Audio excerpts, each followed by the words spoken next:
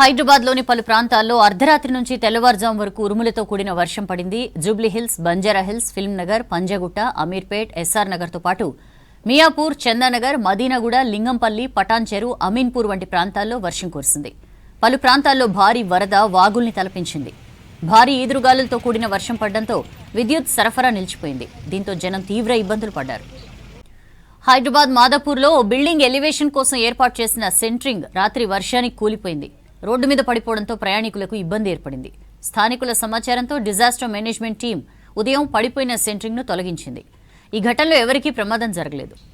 మాదాపూర్లో భవనం సెంట్రింగ్ కూలిన ఘటనపై మరిన్ని వివరాలు అనిల్ అందిస్తారు. మాదాపూర్ దగ్గర ఓ బిల్డింగ్ కి ఎలివేషన్ కోసం ఏర్పాటు చేసిన సెంట్రింగ్ గోవా సపోర్ట్ ఈ నిన్న కురిసిన వర్షం కారణంగా ఎదురుగాలు కారణంగా కూలిన సిచ్యువేషన్ అయితే మనకు కనిపిస్తుంది. మీరు చూడొచ్చు విజువల్స్ లో. ఇది ఒక బిల్డింగ్ కోసం, అంటే ఆల్రెడీ ఇది పాత బిల్డింగ్. ఈ పాత బిల్డింగ్ సంబంధించి వీళ్ళు ఎలివేషన్ కోసం ఈ సెంట్రింగ్ సపోర్ట్ ని, గోవా సపోర్ట్ ని ఏర్పాటు చేసినట్టుగా కూడా మనకు అందుతున్న సమాచారం. సో ఈ నేపథ్యంలోనే నిన్న ఏదైతే వర్షం కురిసిందో, వర్షం కారణంగా నిన్న ఈదురుగాలు కూడిన వాతావరణం ఉండడంతో కంప్లీట్గా నిన్న మొత్తం కూడా భారీ వర్షంతో కూడిన వాతావరణం ఉండడంతో ఆ బిల్డింగ్ ఎలివేషన్ కోసం ఏర్పాటు చేసిన ఈ గోవా సపోర్ట్ కాస్త నిన్న రాత్రి సమయంలో 1 గంట నుంచి 2 గంటల సమయంలో ఈ గోవా సపోర్ట్ అనేది పడినట్టుగా కూడా మనకు తెలుస్తుంది. అయితే మీరు విజువల్స్లో చూడొచ్చు.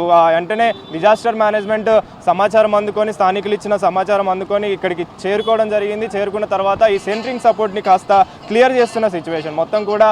అంటే ఈ బిల్డింగ్ ఏదైతే ఉందో, ఈ బిల్డింగ్ సంబంధించి ఎలివేషన్ కోసం ఏర్పాటు చేసిన ఈ సెంట్రింగ్ సపోర్ట్ దాదాపు భారీ ఎత్తున ఈ సెంట్రింగ్ సపోర్ట్ అయితే మనకు కనిపిస్తుంది. సో ఎలాంటి ప్రాణ నష్టం అయితే జరగలేదు. కానీ ఒకవేళ ఉదయం సమయంలో అయితే మాత్రం కాస్త ప్రమాదాలు జరిగే అవకాశం కూడా లేకపోలేదు. ఎందుకంటే ఇది మెయిన్ రోడ్, అంటే మాదాపూర్ మెట్రో స్టేషన్ దగ్గర పక్కనే ఈ బిల్డింగ్ ఉండడం, అదేవిధంగా ఈ సెంట్రింగ్ కాస్త రోడ్డు మీదకి రావడం కూడా, సగం రోడ్డు మీదకి వచ్చిన సిచ్యువేషన్ కూడా మనకు కనిపిస్తుంది. సో ఈ సెంట్రింగ్ సపోర్ట్ ఏదైతే ఇనుములతో కూడిన సెటప్ చేశారో, ఇది కాస్త రోడ్డు మీదకి మరి కొంచెం ముందుకు కనుక వచ్చింటే ఏదైనా ప్రమాదం జరిగే అవకాశం కూడా లేకపోలేదని చెప్పాలి. అయితే వెంటనే డిజాస్టర్ మేనేజ్మెంట్ ఈ ప్రదేశానికి చేరుకొని ఎలాంటి ప్రాణ నష్టం జరగకుండా, అదేవిధంగా ఎలాంటి ప్రమాదాలు జరగకుండా వెంటనే కరెంటుకి సంబంధించిన కనెక్షన్ కూడా తీసేయడం జరిగింది. అదేవిధంగా పోల్స్ సంబంధించి ఈ కంప్లీట్ సెంట్రింగ్ సంబంధించి క్లియర్ చేస్తున్న సిచ్యువేషన్ అయితే మనకు కనిపిస్తుంది. ప్రస్తుతం మనతో పాటు డిజాస్టర్ మేనేజ్మెంట్కి సంబంధించి అధికారులు అయితే ఉన్నారు. వాళ్ళకి సంబంధించి మాట్లాడే ప్రయత్నం చేద్దాం. సార్,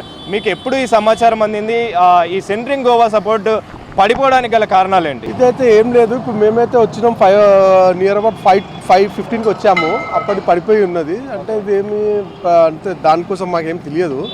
అంటే ఇది ఇక నిర్లక్ష్యమే అంతే. అది ఏంటంటే కరెక్ట్ సపోర్టింగ్ ఉండుంటే అది పడదు. కానీ ఇట్లా సపోర్ట్ లేని కారణంగా పడిపోయింది. నిర్లక్ష్యం అని చెప్తున్నారు. నిన్న వర్షం కూడా వాతావరణం ఒక్కసారిగా మారిపోవడం, వర్షం కారణంగా ఇది పడిపోయింది. అంటే ఎలాంటి ప్రమాదం అయితే జరగలేదు. కానీ దీంట్లో మీరు అధికారులు నిర్లక్ష్యం అనేది ఉందని చెప్పేసి అంటున్నారు. ఓకే, కట్టడము అదిగా అంటే ఏం సరే, అంటే సపోర్ట్ లేకపోవడం అని అంటే ఏ విధంగా లేకపోయింది? సపోర్టింగ్ అంటే దీని పోల్స్ ఉంటాయండి. ఆ poles to pole connecting points ఉంటాయి. ఆ పాయింట్ అనేది కరెక్ట్గా ఉంటే అది పడదు. ఆ పాయింట్ లేక గాలి రావడం వల్ల కింద పడుతుంది. దీంట్లో వచ్చేసి అధికారులది ఏం ప్రాబ్లం లేదు. వాళ్ళ కన్స్ట్రక్షన్ వాళ్ళ ప్రాబ్లము. వాళ్ళు అసలు దీని మీద కరెక్ట్గా దృష్టి పెట్టుంటే ఇట్లా ఇంత అది కాదు. అయినా ఇంకొకటి ఏంటంటే ఏం ప్రాబ్లం కాలేదు కాబట్టి ఏం లేదు. గోవా సపోర్ట్కి సంబంధించి వైర్ల మీద కూడా పడిన సిచ్యువేషన్. సో ఎలాంటి ప్రాణ నష్టం అయితే జరగలేదు. కానీ వెంటనే కనెక్షన్ కూడా తీసేయడం జరిగింది. అమ్మడే సమాచారం. ఇప్పుడే మేము వచ్చేసి ఎలక్ట్రిక్ వాళ్ళకి కాల్ చేసాము.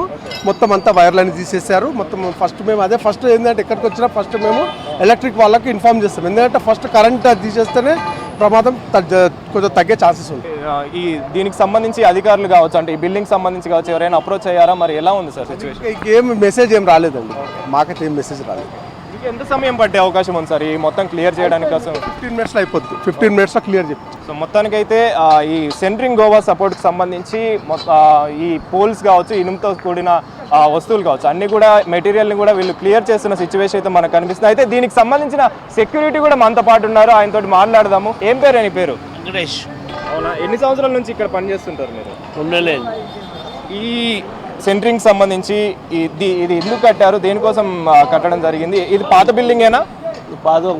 పాత బిల్డింగ్ మళ్ళీ కొత్త చేస్తున్నారు. ఓకే సార్, ఏ టైంలో జరిగింది సార్ ఈ సిచ్యువేషన్? ఎప్పుడు జరిగింది? మీరు ఎప్పుడు వాళ్ళకి అధికారులకు సమాచారం ఇచ్చారు? మేము 12 గంటల వరకు మేము బయట కూర్చున్నాము, వాన పడుతుంది, సన్న వాన పడుతుంది, అట్లా కూర్చున్నాం, సన్న వాన పడుతుంది. దొడ్డు కాగానే లోపలికి వెళ్ళిపోయినాం. గార్బ్ వచ్చింది, ఒకటి బాబు ఫుల్ గార్బ్ వచ్చింది. గార్బ్ రాకపోతే ఊరిపోయింది. అప్పుడు ఆ టైంలో జనాలు కానీ ఎవరు లేకుండా రోడ్ మీద నైట్ అది రాలే అంతే. ఎలాంటిది ఏం ప్రాబ్లం ఏం ప్రాబ్లం కావాలి. స్థానికులు చెప్తున్న ప్రకారం 1 గంట 2 గంటల సమయంలో ఏదైతే వాతావరణానికి సంబంధించి అంటే వర్షం ఎక్కువగా కురవడం, అదేవిధంగా ఉరుములు మెరుపులతో కూడడంతో గాలులు ఎక్కువగా రావడంతో ఈ సెంట్రింగ్ సంబంధించిన గోవా సపోర్ట్ అయితే కూలిందని చెప్పేసి అంటున్నారు. వెంటనే అధికారులకు సమాచారం అందించి ఆ కరెంట్ కనెక్షన్ కావచ్చు, అదేవిధంగా ఈ సెంట్రింగ్ సంబంధించి అంటే రోడ్డు మీదకి పడిన టైంలో పబ్లిక్ ఎవరు లేరు కాబట్టి ఎలాంటి ప్రమాదం కూడా జరగలేదని చెప్పేసి ఇటు అధికారులు కూడా చెప్తున్న పరిస్థితి. కెమెరా పర్సన్ హర్షతో అనిల్, V6 న్యూస్, హైదరాబాద్.